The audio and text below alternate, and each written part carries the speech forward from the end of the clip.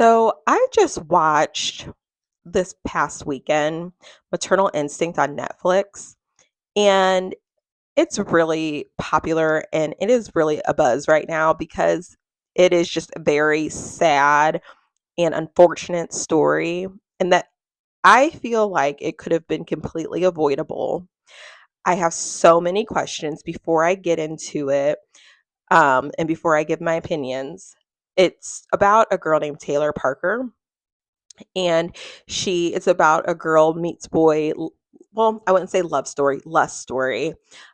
She meets a guy named Wade, and he's like a hog trapper, and they seem to instantly hit it off. He loves that she's country and that she has all the same interests as him. And then another perk is that she is supposedly going to come into a large amount of money.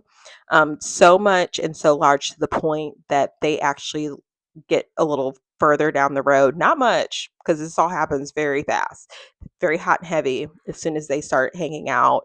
They actually start looking at properties and like not your regular 9 to 5 worker amount properties, very affluent properties. Um, but that's a little bit further in the story. But again, boy meets girl. She instantly gravitates to him, and she eventually, not eventually, she moves in pretty early. And she has 2 children from a previous relationship, and from what we get from the documentary is that she has her daughter during the weekdays, but there's not much time that's spent with her son. But they find out that Taylor's pregnant, and she tells Wade that she thinks she's pregnant, goes to the doctor, and she comes back with documented proof that she is pregnant and she's expecting.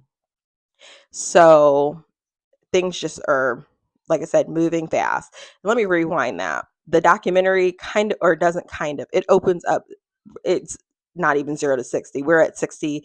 We're full stop, all or full throttle, no stops at the beginning of this, because we open up with the 911 call of a woman in distress that she had just given birth at her car, and she needs immediate assistance. The baby is not breathing. Help, please, somebody come assist her.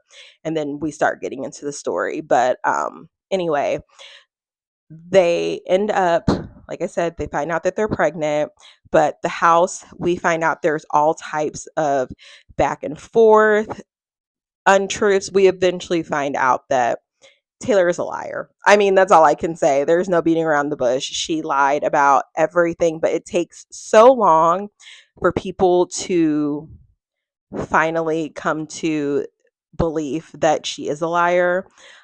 She buys Wade's mom a car. When I say buy, I use that very loosely because it ends up getting repossessed.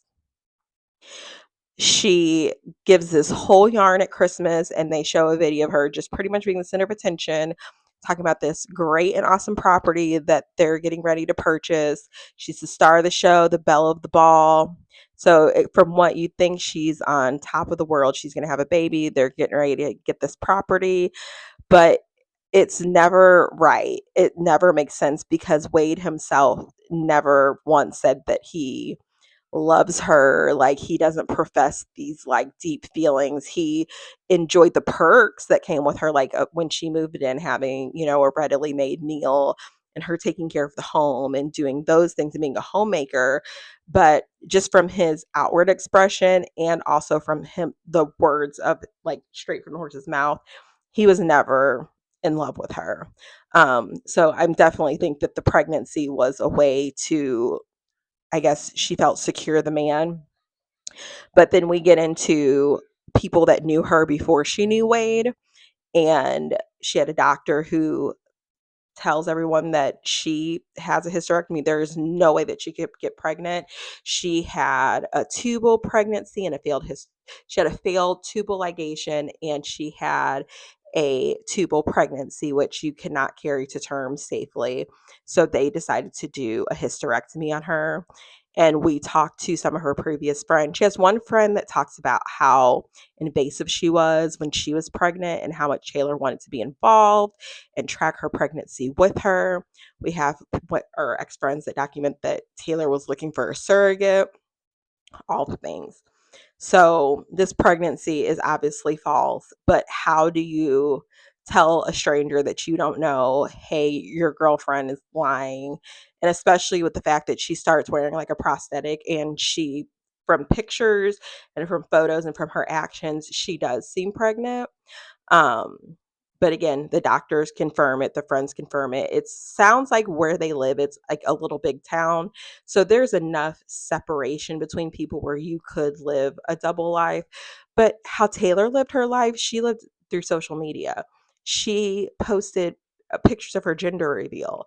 So I don't understand how much she really thought she was keeping things a secret or getting over when you're posting your whole entire pregnancy or your manufactured pregnancy. Um, so we just keep getting more and more stories, and it's like, girl, you're doing way too much because it's just one thread after another. And she, if I wouldn't have seen that Christmas video of her telling the story about the property that they were trying to purchase, I would think that these people are nuts that they bought all these lies, but she is very good. She's a very gifted liar, very, very talented. Um, but we also find out that she's so mad at her mother. She holds the biggest grudge with her mother, and that was always the person that she blamed when things financially fell through, like with the house, with the car, everything always tied back to her mother, and that her mother was trying to keep this supposed inheritance um, away from her. So eventually Taylor and they talk to like old bosses, old coworkers, and everybody. It's the same thing. She starts out, she charms you, she dazzles you, you become friends with her, she gets under your skin, and then you eventually find out half or all of the things that she's told you are an elaborate yarn. It's all a farce. But she does some photography, and she ends up doing wedding photos for a young lady named Reagan Simmons Hancock. And they end up becoming really good friends. And Reagan is her support through all the quote unquote gossip, and that people are saying that Taylor's not really pregnant and she's making it up. I mean, it got so bad to the point that the physician that did her hysterectomy, they're just like, okay, if she's carrying on this lie, she's planning on getting a baby somehow, one way or another. So they put a code pink warning out, which means that they're alerting hospitals that there's a woman who is trying to get a baby, and keep an eye out for her because she might be trying to take a baby. So, I mean, the ending is tragic, but at least the doctor and his staff did something to try to prevent this from happening. So, also, while Taylor is pregnant, Reagan is pregnant. This is her second child. Um, and she's very excited by all accounts. Her family talks about how great of a mother she is, and how wonderful of a person she is, and how kind she was. And it sounds like she's very kind just from the fact that she supported this complete stranger who's going through all these things, that she is given the perception that she's just being hated on. People are just gossiping about her for no reason. Well, anyway, we fast forward, or I'm not going to fast forward. I'm going to talk about some of the friends. So, Wade's best friend also warned Wade about Taylor so bad to the point that they actually stopped talking over this. There's just a whole group of people that she tricked and she fooled. Their neighbors, they were super close to. Her neighbor actually says that she totally believed that the pregnancy was real. She attests to like seeing or referencing towards the baby kicking. It was the craziest lie. Well, we fast forward, and then we got the 911 call at the beginning, and then we see Taylor at the hospital, and the doctors are asking her, where did you get this baby? And Taylor swears up and down that this is her baby. She gave birth to this baby on the side of the road. Well, eventually there's a physical exam, and there's proof that she did not, there's no physical evidence that she had just given birth. So this is all a farce. They need to know where you got this baby from. Well, eventually we do find out where she got the baby from. She got the baby from Reagan. So Reagan's body is discovered, and she is absolutely mutilated. She has been stabbed and tortured. and her baby has been removed. And the baby that Taylor claims that she gave birth to in the car is actually her friend. Let me say that again, her friend, Reagan, who supported her through all the quote unquote gossip about her. She murdered her and she took her baby and was planning to take credit, I guess, that she had given birth. And all of this is just a crazy story. Taylor had went through all these elaborate schemes. So Wade never went to the doctor's appointments, and when he tries, suddenly something would happen, a mysterious house fire that, thank God, didn't burn their house down, a mysterious incident, a bomb threat at the hospital. So now I'm not delivering at this hospital, I'm delivering at this hospital. So magically, when Wade gets called away on business that ends up not even being a real business, it was a text message, another loop in the thread by Taylor to try to get Wade away so she could conveniently give birth to this baby. And that wasn't her baby. Wade attests to that they had not had physical contact all of her pregnancy. The photographer did the maternity photo shoot attests to she thought it was completely believable and how sweet Taylor was and how kind she was, and almost like she had just made like a fast friend.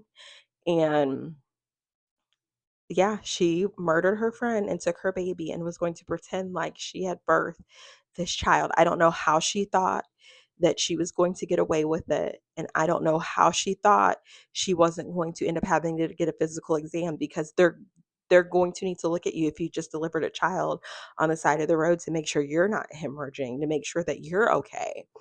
So my opinion on this is, and no one knows what's going on between a couple when you live in a house together. But wait, come on, man. You did not know, or did you not want to accept that you were getting played? Because to go that long, and especially like, I try to look at it from when I was pregnant. Sometimes you do have moments where you're insecure about your body and you do feel like, I don't want to be touched, because I'm touched all the time between the doctors and the appointments and the lab work and the monthly checks and all the things. But I just think from outside looking in, wouldn't you have known something? And eventually someone does get in touch with him and tell him that it's BS, and he still did nothing. I just I just like find it hard to believe, or if it's just denial is just much easier than having to face the reality of the situation. I need more explanation of how he didn't know. And it's just sad that he like almost lost his best friend, because they do eventually begin speaking again after the whole situation. Um My other issue I have is that the documentary is only like an hour and 30 minutes. There's so many things that they crunch in this little bit amount of time. I feel like we need more. I would have at least appreciated a 4 episode documentary to get more, because I feel like, and this is my beef with Netflix. I watched The Crash about the girl, what's her name? Shrilla, Mackenzie Shrilla, that killed her boyfriend.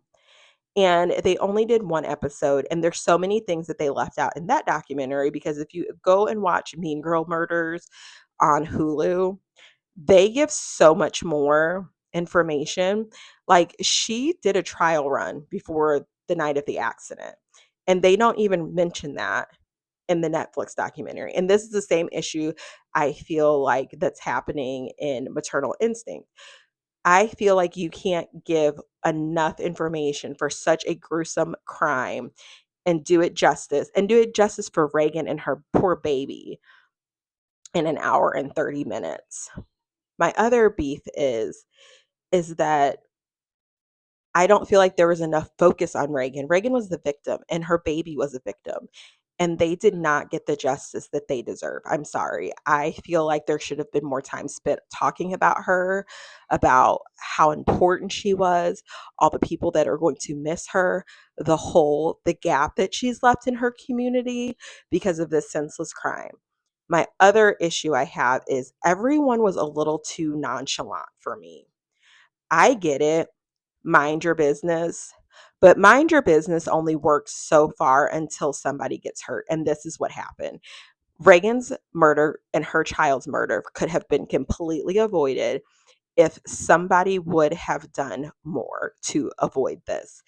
If she would have gotten busted out and somebody would have been able to say, look, call it to the carpet. You're lying. You're not pregnant. Why are you making this up? Something should have been done. More action should have been taken.